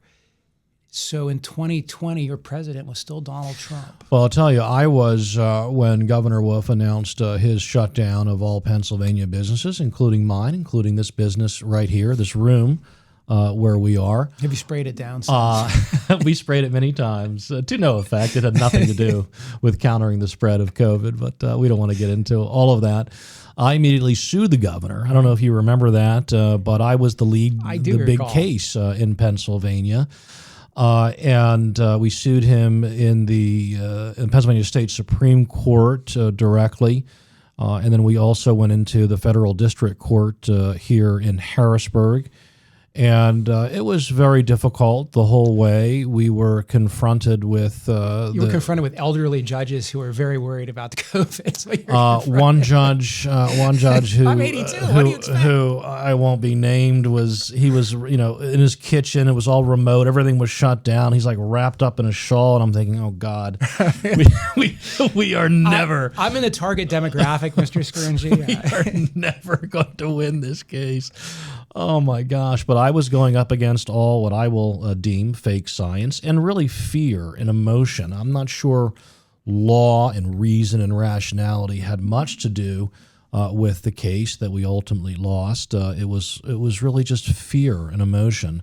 So a great attorney named Bill Kostopoulos once told me that an appellate court can do whatever the hell it wants to do, and then it just has to use cases to justify it. Yeah. Well, that's what happened to us, and I don't want to get too. I am getting a bit in the weeds here, and there was a larger point. A complete denial of due process. Your business gets shut down. There's really no recourse. You have no recourse to the courts, and the Pennsylvania State Supreme Court said essentially that's fine. All right, but we're going to move forward. I've got to get over that, right? I'm a strong civil libertarian also, and that one really affected me personally. I had to lay off all of my support staff, close 7 offices. I was working from my kitchen table, wondering how I'm going to pay how I'm going to make payroll. I mean, it was horrible. You're talking about your brother, small business owners. Yep. It was a horrible experience for real live Pennsylvanians who actually have to work for a living, make money to pay their employees. Yeah, absolutely. It's unbelievably disruptive. And I'm going up against these attorneys in the Attorney General's office and the Governor's Office of General Counsel and judges in the state and federal court systems who are all very well paid. Beautiful salaries, beautiful benefits, not even a thought that there will be the slightest hesitation in getting their paycheck and getting their benefits while I'm out here on my own and many of wondering if I'm going to eat tomorrow as I'm engaged in the litigation. Many of those judges, by the way, were thrilled to learn about Zoom, which they are still using to this day. So they're like, wait, I don't have to actually hold a court anymore. I can just do everything. Oh, this is great. All right, but let's keep moving forward here. So we're in COVID. Trump is running for re-election. Yes. COVID really hits in early March. By the fall, he's in the throes of re-election. What happens on Election Day, November of 2020? Where are you politically, and what are you thinking about Trump's re-election? I wouldn't have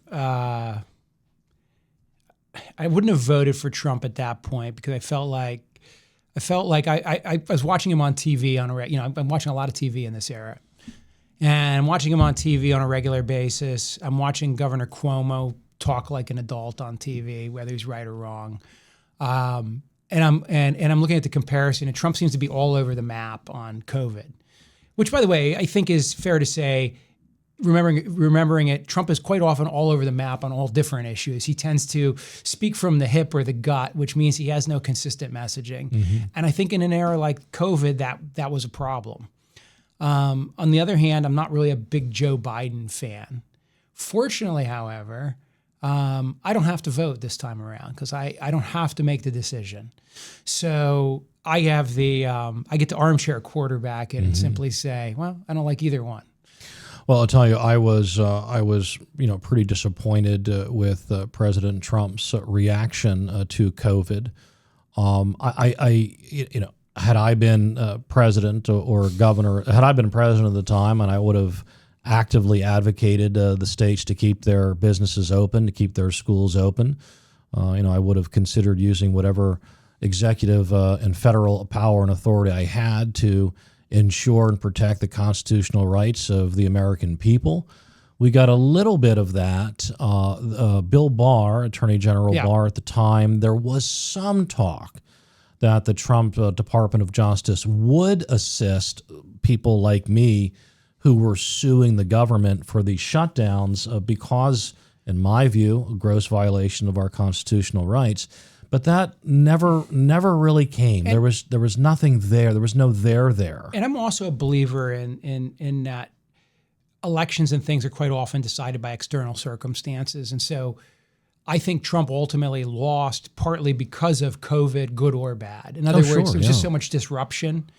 I also, however, believe that COVID hid some of the mistakes I think he made in his first term economically when he started the trade war with China over the soybeans and things like that. He paid out a lot of money the first time around.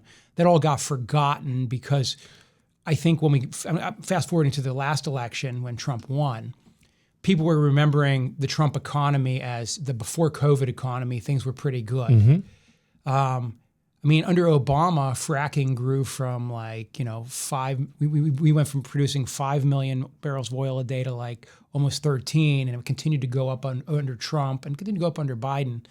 But my point is, America was really on an energy tear. We had a lot of things going for us that I don't think either party could really take credit for. So people remember this seemingly better pace of activity. Prior to COVID, yes. Then COVID happened, so they don't look at what Trump did as good or bad. They just remember the good part, and anything bad is just goes into the COVID category.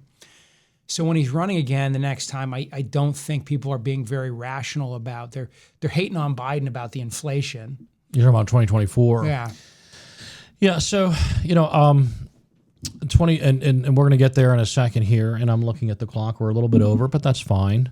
2020, the fall of 2020, Trump v. Biden, and I don't think anybody is thinking about anything other than COVID. Yeah. Anything other than the shutdowns and the lockdowns. That's why I don't think there was a steal. That's why I think this whole stop the steal thing is crazy. My man just had a terrible run with the COVID. Mm-hmm. The Democrats coalesced around Biden. And I listen to my friends who are like, oh, Trump had all these people at these rallies, okay? And guess what? The best-selling music formats in the country aren't the ones that have the biggest concerts. Mm-hmm. More people listen to Hank Williams Jr. and these other older country songs than listen to Britney. I know who are the entertainers these days. I don't know. Were you going to say Britney Spears? Yeah, oh my gosh, yeah. are you dating yourself? Who's who's Madonna? Carrie Underwood or whoever. Oh, you're dating yourself again. I don't know. I don't know who they're all listening to. We don't know any young singers. Whatever young singer. But the point is, you get these mega concerts, but that's not where the real money is in the music. And so I always thought like people were so excited about Trump's big rallies, but not understanding that just because there's 80,000 people at the Giants game does not mean that there are 800 million Giants fans, right? I mean, it's well, and what was in 2016? I was just gung ho for Trump. I mean, I'm a MAGA guy, America First guy, and the campaign, in my view, was terrific. The policies were terrific. There was so much to look forward to. There was such a great reason to vote for him in November. All right. Now I'm the same guy. Right. I haven't changed. Right. 2020 comes around, and we just gone through the shutdowns, the lockdowns, the masks, the vaccines. Everything's all over the place. Trump looks crazed in the White House during those press conferences. All over the place, berating reporters. He's touting Deb Bixler or Berksler, whatever her name was, and Anthony Fauci, as if now I as a lowly American citizen, I have to adhere to the dictates of Anthony Fauci. Where is my president? Where is the leader of this country? Where is the leader of the executive branch? When America is suffering so much from government policies. Right. Now, I know that he can't cure COVID, okay? Right. But he can advocate for and against government policies. And to me, it was just so disheartening that we didn't have like a Ron DeSantis down there in Florida. Again, this is from my perspective. Right. You have a different perspective, or you may. And DeSantis was saying Florida's open. He was saying, come to Florida. We're not going to shut down Florida, and became an advocate for personal freedom and liberty. But we had Trump. Mm-hmm. Trump goes into the election. The Democrats have been preparing for 5 years on how they're going to beat him in November of 2020. There are these outside liberal advocacy groups. You've got Mark Zuckerberg and big tech. Everybody is against Trump. Right. And they just flood the states with these mail-in ballots. They did a much better job than Republicans did in getting out the mail-in ballot vote. Right. And Trump's out. Yeah. Now comes January 6th. Yes. What are you thinking? Where are you, and how are you learning about what's happening on January 6th? So I'm at this point reading the Wall Street Journal and watching cable news. I'm in a federal holding facility in Youngstown, Ohio, and then just at Christmas time moved to Lewisburg, Pennsylvania, to the penitentiary, and then down to the camp. And I'm down there for, I don't know, maybe a week or two when all this is we're like New Year's, so 2 weeks, 2.5 weeks, and we see this craziness going on. and we're following it on the TV. They briefly locked down the federal facilities because of the rioting at the Capitol. Really? Okay. So we're confined to quarters for a day while they figure out whether we still have a government or not. And we're watching the live cable news. That was your feeds. thought on January 6th? You were concerned as to whether or not we would still have a government? Well, no one knows what's going on except we see the footage, and we know that they've locked down all the entire federal prison system, because I don't think they know. Remember, Mike Pence is in hiding while people are chanting to hang him with a security detail. We've got people I get that there's some footage of somebody opening a door or escorting somebody through, but any honest arbiter of the footage would say there was certainly a riot of some sort going on.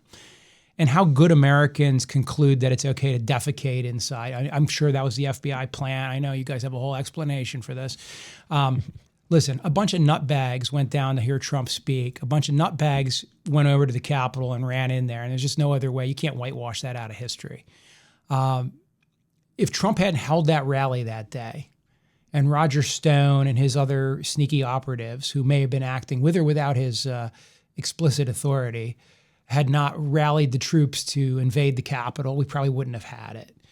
And he sat there and dithered and did nothing for hours, and that's undisputed. So in my mind, he was disqualified for fitness for office, absolutely. You know, if you want to hire a charlatan as president or the world's greatest salesman who can sell ice cubes to Eskimos, and that's what America wants as their president, or they want a race car driver, or they want a black woman, then vote for that. But some people should be disqualified. The same way Todd Blanche should never be the attorney general by the very nature of being the criminal defense attorney for the president. Well, now let's have you put yourself in someone else's shoes here for a couple of examples. Okay. All right. You are a Republican or you're a MAGA supporter. The president is announcing this big speech at the Washington Monument. Yeah, down at the Capitol Washington Mall. Monument on the mall, January 6th. And you're the controversial reflecting pool. And you go down you go down to the speech or the rally. All right. And the president says, "Now I'm going to walk with you over to the Capitol." Right. Right. See, that's part of the disqualifying. Hey, I'm coming with you, boys. And we're going to peacefully protest something to that effect. Right. And so you walk over to the Capitol. All right. Now, I lived a block and a half behind the Capitol in 95 and 96. And back then, we could just walk into the Capitol. Yeah. Now, times have changed and security has been increased, but it is the people's house. Yeah, I get that. And the average citizen believes this is my house. I can walk into my house. Yeah. Now, I'm a shareholder in AT&T, so I'm heading right down to the corporate headquarters. No, that's different. That's different. But I interviewed several, represented a couple, and there were many cases of individuals walking in, following the crowd, walking around, just looking at what's going on. You're observing history taking place around you. Right. So if I follow the guys into the TV store in Philadelphia during the Black Lives Matter protest, I'm just following the crowd into the TV store. So why am I in trouble? People I don't understand. Following the crowd into the people's house. The way my MAGA friends would all be like, "Yeah, those BLM guys, arrest them all." That is open. That there were several cases of Capitol Police opening doors and allowing people to come in. What is the point of all of this? Well, my point is, you're saying like put yourself in their listen, shoes. Okay, so we actually know this, right? I'll be fair to the guys for a moment. In human psychology, there is a known mob thing. Like if you get a bunch of people together at a rave, you get a bunch of people together at a concert, a soccer game. Sometimes stampedes happen, fights, melees. Crowd behavior that people typically would never exhibit alone.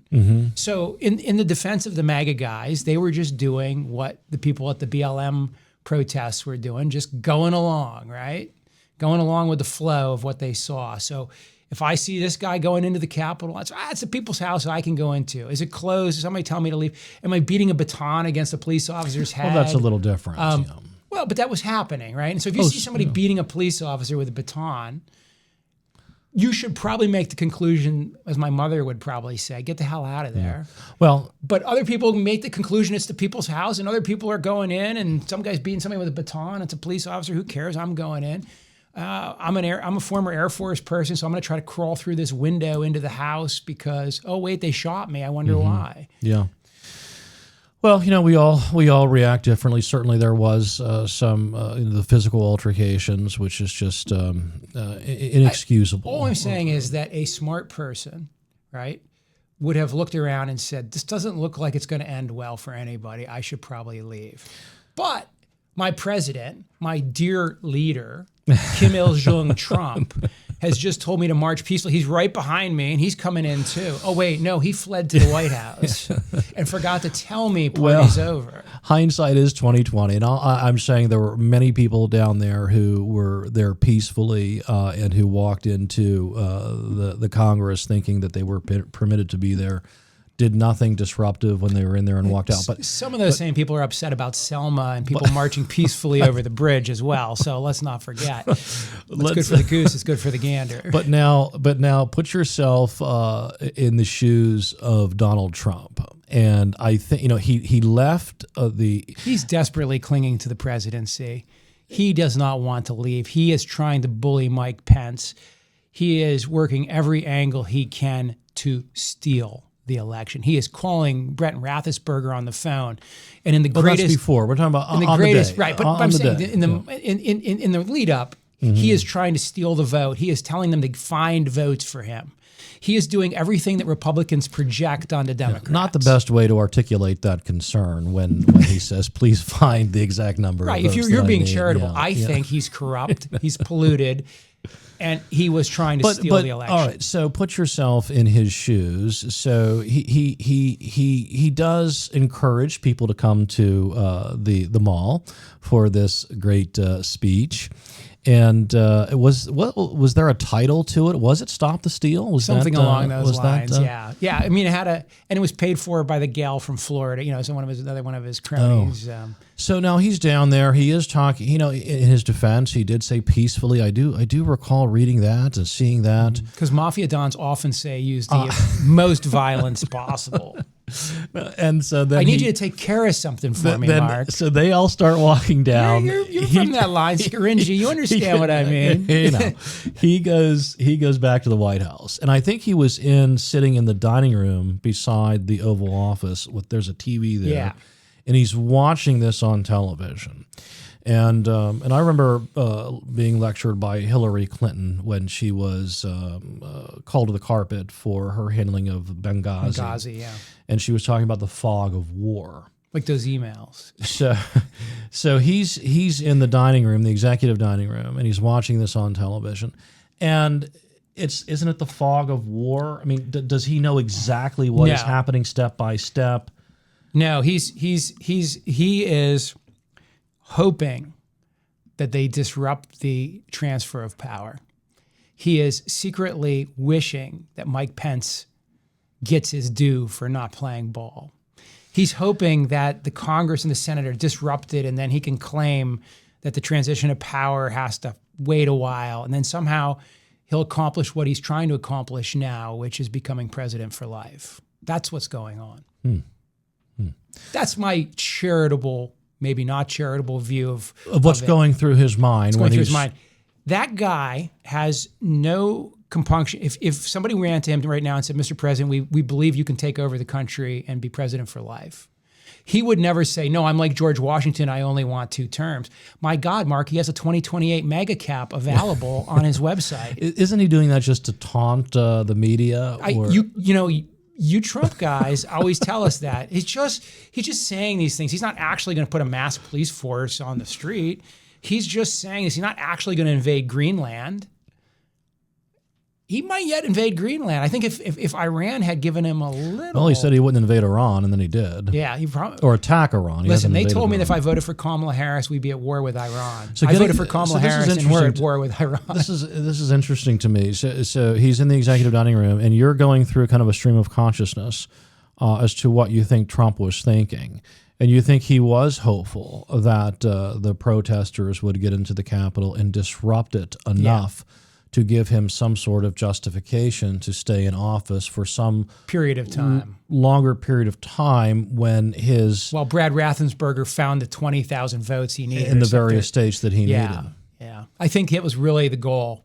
Now, I think all things can be true at once. I think the FBI can have a bunch of informants running around, running into the Capitol. I think Roger Stone can be plotting half of this with the Proud Boys and the Oath Keepers on his own and without President Trump's explicit knowledge. I think Trump could resign himself, as he did, to not being president.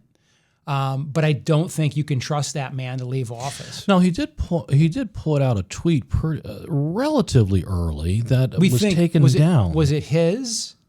That's the other problem with the presidential Twitter account, right? We've learned that there are 4 or 5 people who can tweet. It was written pretty strangely and poorly, so I think it was his. It was like crazy, right. A crazy tweet. I do on Facebook. I do parody Trump tweets, and basically the goal to a parody Trump tweet is nonsense, windmills, nonsense, windmills, and boom, it looks just like one of his. But I think he did put out a tweet that did say, everybody go home. Yeah. Relatively early on. And remember, you're watching this, he's watching it in real time. We know what happened. Yeah. Hindsight's 2020. He doesn't know what's happening. Listen, I don't know at this point how bad his vascular dementia is either. So it's possible. Wait a second. It's certainly gotten worse since then. He did put out an early tweet. Essentially, enough. Everybody go home. So listen. Was that the better angel of his nature, breaking through, at least at that moment? At that moment in time. And by the way, it's possible that he switched, or Roger Stone called him and said, "Get that down," you know. Well, I think X took it down, or Twitter took it. Back then, I think it was Twitter. They did take it down. But he got a printout of it or a screenshot or something, and then he would pull that out at debates. Do you remember in 2024 and forums with the reporter who he always says is pretty and should smile, Caitlin Collins. Yeah, see, he was talking the other day at the police convention in Long Island about the beautiful girls at the White House. All right. He's working on a 4th wife. I promise you, we will see a 4th wife out of Donald Trump if he lives at least another 3 years. All right, let's move forward to 2024 now. He's been out of office for 4 years. He had some legal troubles. He went through... he has 32 less felonies than me. No, 32 more felonies. I'm sorry, I have 32 less felonies than Donald Trump. Okay. And and I owe a lot less money in restitution. And he owes $84 million to that gal that he bad touched at Bergham's. Eugene Carroll. Eugene Carroll, who during the deposition he said she wasn't his type, and then when they showed her a picture of him, he's like, "Well, that's my wife. Yeah, that's my wife. That was bad. Well, it's not your type, but that's your wife." Yeah, that was Marla Maples. Marla Maples. Beautiful woman, but not the best for that to happen. But in any event, Trump for 4 years is dealing with a tremendous number of civil and criminal problems, the likes of which I don't think I don't think anybody else has ever stacked up that many classified documents in their bathroom, or any other American has ever had to endure. They're mine. They're mine. They're all mine. But he keeps at it, and he's not in jail yet. Yeah, no. They're getting closer. Getting close. And he's running for president. I mean, it's the most remarkable, I think, period in our history. Again, I always like to say you can't take it away from the man. He has hang time. Oh my gosh. Can you imagine? And you went through a horrible situation. We've alluded to it, and at some point, we should explain exactly what you went through, so our listeners are. Maybe let's do that. Let's you know what? Let's do that. We'll have like 15 more minutes. We'll stop at 1. Is that okay? Our producer's getting tired. Producer's tired. He's ready for lunch. But why don't you give us a few minutes so that our listeners are not like wondering, what is this man talking about in his personal experience? Oh, you talking about my personal experience? If you want to do that, or yeah. So I developed a serious gambling addiction. I gambled away a ton of money, my own money, my firm's money, my client's money. This is years ago when you were practicing law. So it's 2013, 2014, that era. And we're practicing law. I'm gambling all the time, like a full-time job. and at some point it becomes unsustainable. And without getting into all the mechanics, I get an attorney.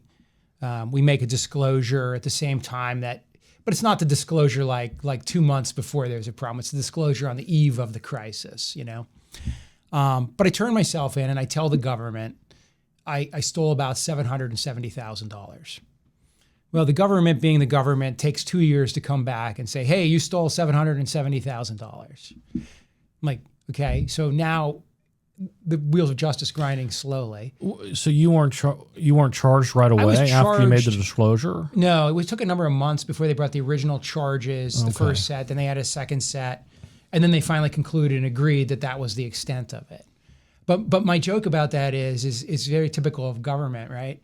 It's a very long process to figure out much of nothing. Now, I get the theory of diligence and whatnot. Well, they have to check to make sure you're being honest with correct, your disclosure. Correct. I get that. All right. It just took them a lot longer. There's some irony there. It took them a lot longer in your than critique. It should have. Okay, but they came back and essentially said that what you had disclosed to them as to the amount of money that you stole from your clients, was correct. Okay, correct. And then I picked up tax charges, felony tax charges as well. Now that's interesting because the IRS said that you should have paid taxes on the money you stole. For sure. That's an interesting concept. I'm not sure that most of our listeners would understand that, but that is the law. True. It is the law. That is the law. And part of the real issue was that I had not filed returns, and part of the not filing the returns for certain things was I have to make false statements in the returns. I see. Okay. So there was an overlay there. But suffice to say, I got a state sentence.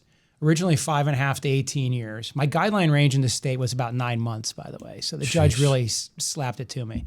My federal guideline was like 36 months, but the judge mitigated it down to 21 months. A different judge, a federal judge. So one judge refused to consider gambling as a mitigator. And that's the state judge. And the federal judge accepted it as a mitigator. By the way, Mark, I always like to point that out to people. Like, judge's discretion is broad. Neither judge could probably be legally said to have abused their discretion in that case. So the government wouldn't have been able to reverse the federal, and I was unable to reverse the state judge's decision-making in their process because they have very broad discretion. And so I like to use my own case sometimes to illustrate to people that two judges looking at the same factual basis can come to two very different conclusions. The state court judge was looking at a statewide minimum guideline sentencing range, correct? Right. And 9 months was the minimum range. Yeah. But regardless of mitigation, right? Yeah. It doesn't even consider the mitigation. The mitigated that's range. where you sat in the state range. In the state range. 9 months minimum. But you got a minimum of 5.5 years. Yes. That is quite a disparity. It is, but it's because there was so many charges, 30 counts, mainly misdemeanors. So he put some time on the felony and then just a couple months on each misdemeanor, ran them consecutive. Oh, ran them consecutive. To one another to stack it up. And again, because the judge's ability to run a sentence in Pennsylvania, very interestingly, consecutive or concurrent, is almost absolute discretion. Mm-hmm.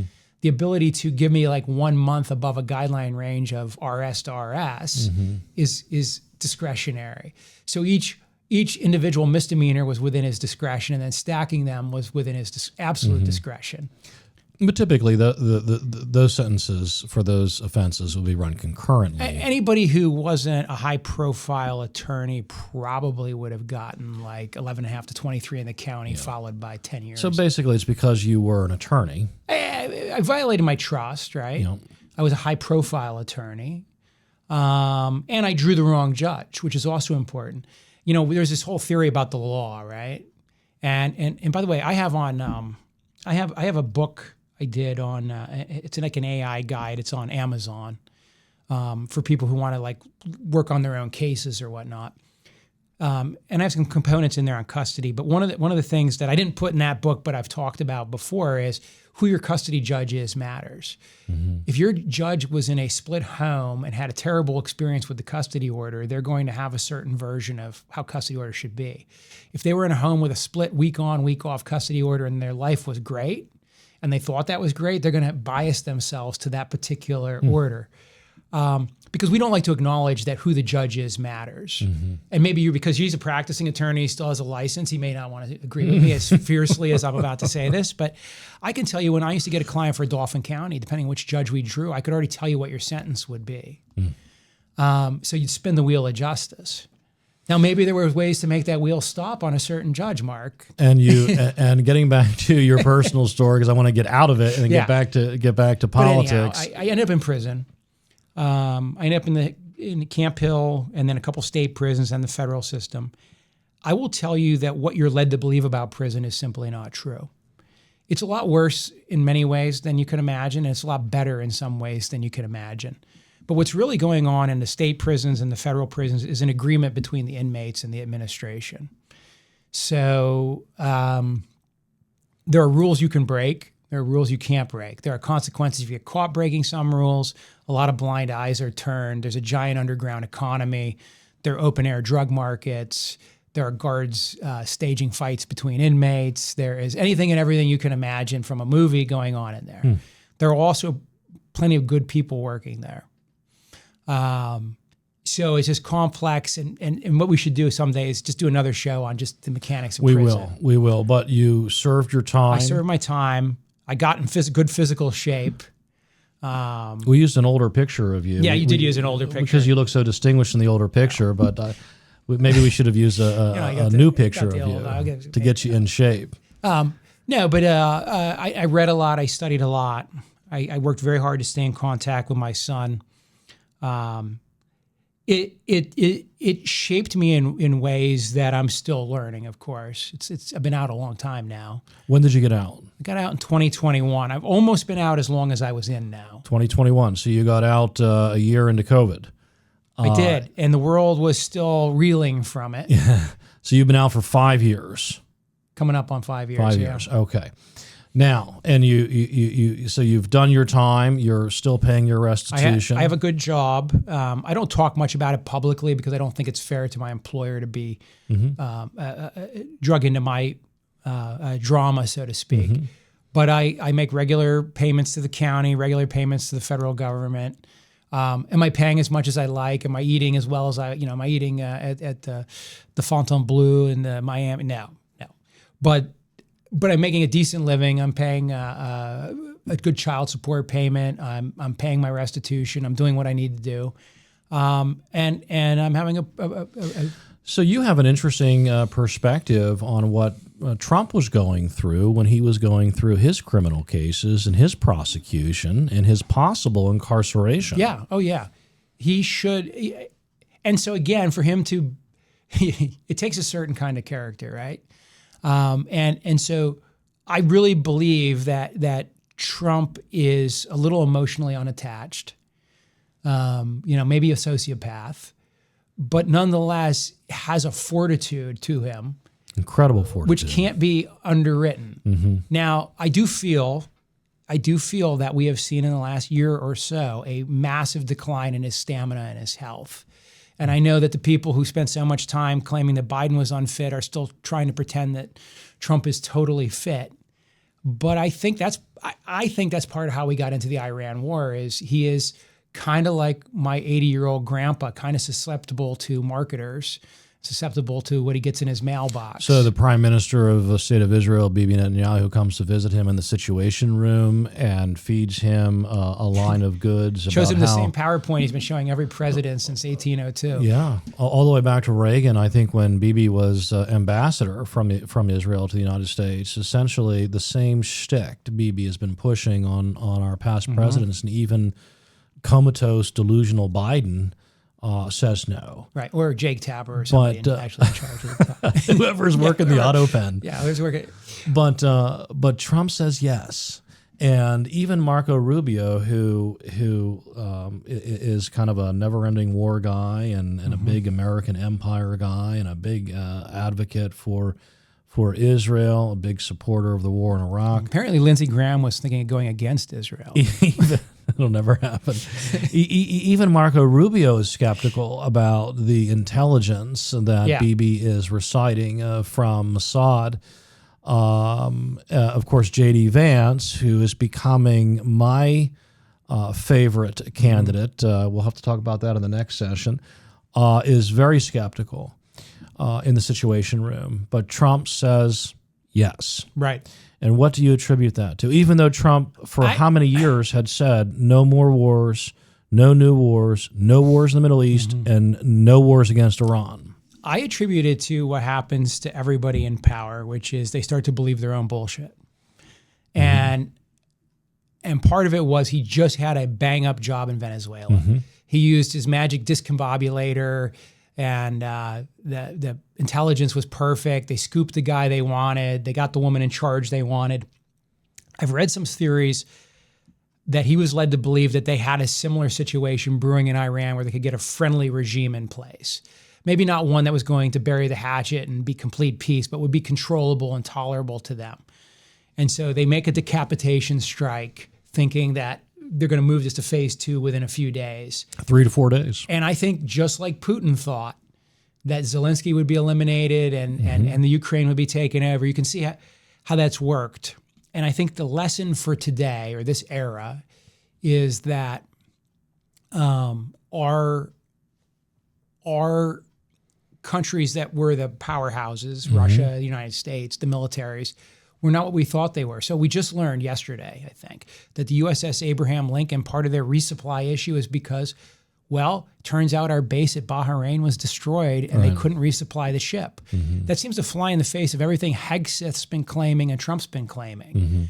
I don't think things went really well for us over there in the first week or two. Not at all. And I don't think for another year or two until Trump leaves office will we ever learn how bad it really was. Yeah.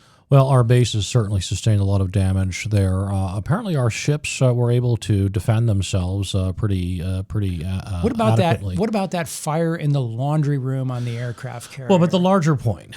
I'm not convinced it was a laundry room The fire. larger point is there was no plan for a long-term military engagement against Iran. Correct. There was a short-term plan for a decapitation strike in 3 to 4 days, and then that's it. Right. And again, like I talked about my social studies teacher from the 8th grade, now acting shocked that they have shut down the Strait of Hormuz. Now, I happened to run into a guy who's an Iranian here in the United States, a citizen, who said to me, Karl, if you had been to Iran and stood on the mountain that overlooks the Strait of Hormuz, you would understand how ridiculous it is to think that anybody could stop Iran from closing the Strait of Hormuz.